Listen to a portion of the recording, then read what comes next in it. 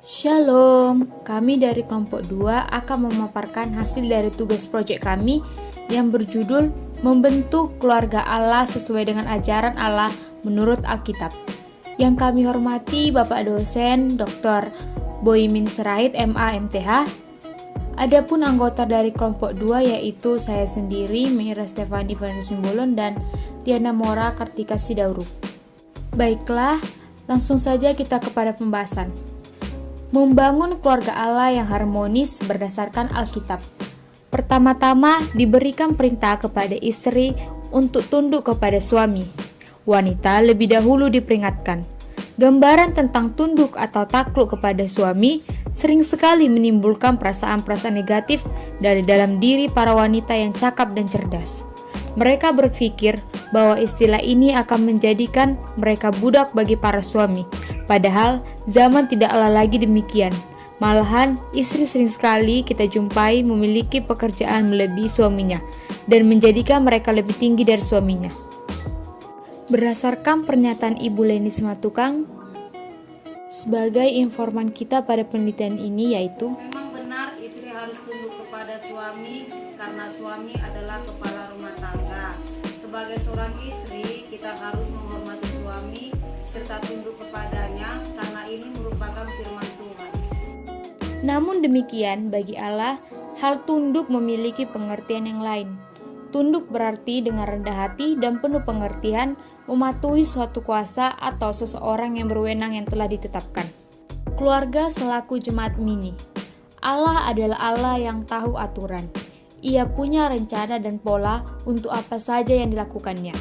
Ketika Allah menciptakan keluarga manusia, bukan hanya kaitan antara manusia itu ataupun keluarga itu dengan keluarga surgawi yang tampak. Keluarga manusia sekaligus memberi gambaran tentang keluarga rohani Allah, yaitu gereja. Alkitab seringkali menunjuk pada gereja selaku keluarga Allah, atau orang-orang kudus, atau kawan-kawan seiman. Dalam Efesus 2 ayat 19, 3 ayat 14, 15, dan Galatia 6 ayat 10. Ada beberapa prinsip pendidikan agama Kristen dalam keluarga, yakni pertama, firman Tuhan atau Alkitab, yang menjadi dasar pendidikan agama Kristen dalam keluarga. Kedua, hidup dalam kasih dan terang Kristus. Hal ini menyangkut tentang hubungan dan relasi dengan Tuhan dan sesama. Ketiga, memuliakan Tuhan. Hal ini menyangkut tentang ibadah. Dua, sharing atau persekutuan bersama keluarga. Keempat, mengulang-ulang pengajaran tentang Tuhan.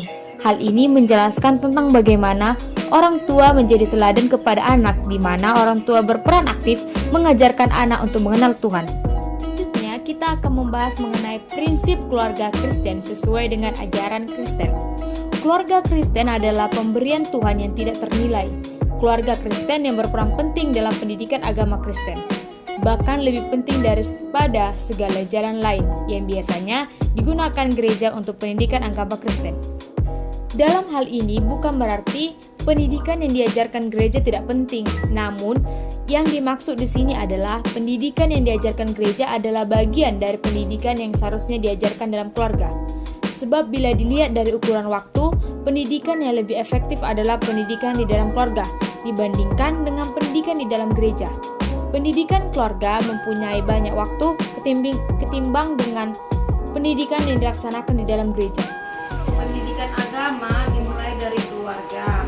Anak harus dididik dan didorong untuk menerapkan semua nilai-nilai sebagaimana yang diajarkan firman Tuhan dan dijauhkan dari segala hal yang dilarang firman Tuhan.